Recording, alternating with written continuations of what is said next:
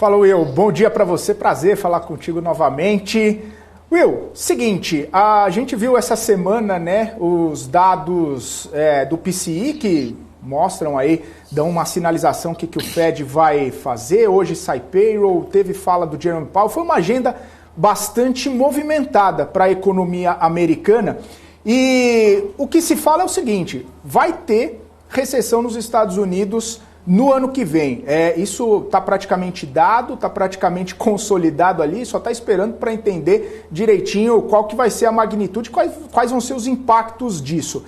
Diante dessa provocação e dessa constatação de que os Estados Unidos vão entrar numa recessão no ano que vem, a gente vê o mercado um pouco não acreditando muito que isso vai acontecer, né? A gente vê o mercado subindo, não caindo muito, não dando muita bola para essa movimentação. A minha pergunta para você é a seguinte, se a gente tem essa percepção, se a recessão é dada, por que o mercado está se comportando desse jeito?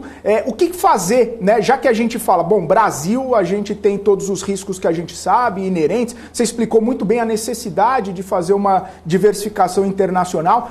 Quando eu olho para os Estados Unidos, a gente tem uma certa insegurança também em relação a isso. O que a gente pode fazer, o que o investidor pode tomar de decisão num cenário como esse? E por que o mercado não está botando muita fé nessa recessão americana? Não, realmente, Felipe, muito bem comentado, trazido nessa perspectiva. O que a gente viu recentemente, tá, de meados de outubro para cá, foi uma performance muito positiva ali de ativos de risco em geral, né? A gente viu Bolsa Americana performando bem, a gente viu nos 3 índices, mercados emergentes performando muito bem, então realmente o mercado parece um pouco descorrelacionado dessa real perspectiva, né, de que a gente venha a ter uma recessão nos Estados Unidos. O mercado é sempre muito errático, muito volátil, tá? Acho que o dado de payroll hoje traz um pouco mais a realidade, né, vai trazer de volta o mercado para essa realidade de um mercado de trabalho ainda apertado, de uma inflação que ainda tem que ser combatida, de muito trabalho pela frente, especialmente por parte do Fed, né? Então, eu acho que assim, o mercado, como sempre, no seu caminho errático, exagera tanto para cima quanto para baixo. Acho um pouco exagerado, assim, a alta faz parte, correções num bear market, né, normal.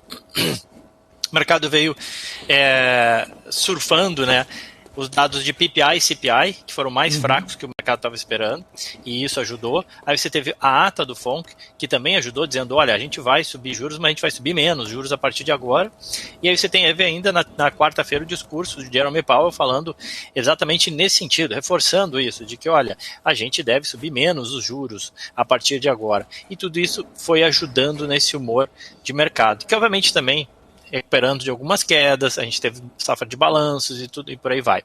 Acho normal, essas oscilações, acho que o mercado foi um pouco além, e agora acho que o payroll trouxe um pouco mais a realidade de volta, de que não, olha, a gente vai continuar tendo aumento de juros, a gente sim caminha para uma recessão nos Estados Unidos, tem grandes chances de termos uma recessão nos Estados Unidos, que afetam negativamente earnings, e por isso que eu já tinha comentado aqui até, em outras participações, né, a preferência, né, ou seja, a simetria mais favorável, especialmente para os investimentos em renda fixa aqui nos Estados Unidos, me parecem mais óbvios do que o investimento em renda variável. Você tem ainda muito risco em renda variável,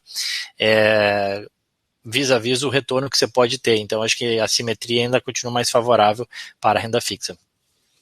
Will, na quarta-feira lá o discurso do Jay Powell, do jeito que vocês gostam de falar aí nos Estados Unidos, deu uma animada nos ânimos, né? Porque ele falou, olha, em dezembro pode ser que o ritmo de condução da política monetária possa diminuir. Essa frase aí estampada em vários jornais, né? Todo mundo atribuindo uma probabilidade de meio. E agora sai aí o payroll bastante forte, bastante robusto. Você acha que é o suficiente para mudar a política monetária de dezembro, talvez um 0,75 ou não? Dificilmente vai continuar no 0,50. Olha, eu acho que se viesse um 0,75 seria uma surpresa muito grande, que bateria bastante no mercado. Acho que está meio que dado 0,50, porque eu acho que o mercado estava se enganando, né, ou querendo se enganar, né, às vezes a gente quer se enganar.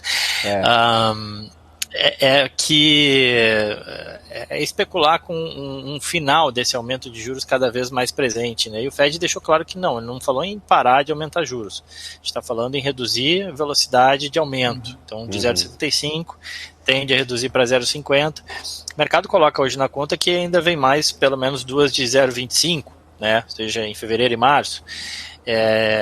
Pois é, e se vier mais 50 em fevereiro? Né, tenderia a repercutir negativamente no mercado. Eu acho que ainda está um pouco aberto, mas é fato que os dados de inflação já deram uma arrefecida, ajudam nesse sentido de apostar mais no 0,25 para fevereiro. Acho que dezembro está meio que dado. E como tu comentou logo no início, antes de eu entrar mesmo, estava falando de como o mercado de trabalho é lagging, né? Ou seja, ele demora um pouco mais, ele é o último mercado a repercutir. O mercado de trabalho ainda não repercutiu aqui nos Estados Unidos essa desaceleração esperada, né? Então o Fed vai continuar acompanhando, ver se esses layoffs, ver se todas essas notícias que a gente vê por aqui vão de fato repercutir em preço, em menos criação de postos de trabalho, né? E eventual aumento da taxa, eu diria que é até o menos importante, mas o mais importante aí é controle de salários, os salários não subirem para não retroalimentar a inflação, né? Uma dúvida que eu tenho aqui, a gente tem visto há um bom tempo, né, nas últimas semanas, últimos meses, um monte de empresa nos Estados Unidos demitindo, né? É demissão em Big Tech, é demissão em várias empresas. Por outro lado, a gente vê criação de vagas, né? Como no payroll que a gente viu hoje, criação acima da expectativa. Como que é essa relação, né, de criação de vaga, de demissão em massa em várias empresas? Se está demitindo, está criando vaga, está repondo. Como que funciona essa roda aí nos Estados Unidos? Até para a gente entender um pouco dessa relação, né, desses dados fortes do payroll. Boa. É que tem diferentes setores, né, e a forma com que cada setor atua, né, que determina isso. Você vê que o destaque de criação de postos de trabalho agora nesse payroll foi o setor de lazer, que é um setor que muito volátil, assim, em termos de geração mesmo de postos de trabalho, né. Criou-se bastante na parte de lazer, na parte de educação e governo, foram os três principais setores. Especialmente lazer é muito volátil. Lazer a gente está falando de hotel, bar, restaurante, né? Lazer e hospitalidade. Então, assim, tem essa volatilidade. Enquanto isso, em tecnologia, a gente vê cada vez mais a gordura sendo cortada, né? Mais empresas de tecnologia fazendo seus layoffs, ou seja, empresas que investiam em projetos que não se mostravam tão lucrativos, elas começam a ver, não, peraí, eu preciso cortar, essa conta não fecha mais, especialmente com uma vez que o dinheiro ele começa a ter um custo, né? Antigamente você tinha dinheiro a custo zero, né, taxa de juros zero, né, quando o dinheiro passa a ter um custo, você tem que de alguma forma cortar esse custo que você está tendo, que não é remunerado, né? Esse capital que ele é empregado, ele não é remunerado. O capital precisa ser empregado para ser remunerado, né? E em especial a gente vê muito isso em tecnologia. Então esse é um setor e aí chama atenção, obviamente, né? Grandes empresas, nomes conhecidos, demitindo. Enquanto tem um bar aqui em Miami, um hotel, sei lá, aqui em Naples, na Flórida, contratando. Isso não dá manchete, né? Mas o que dá manchete são essas, especialmente empresas de tecnologia demitindo.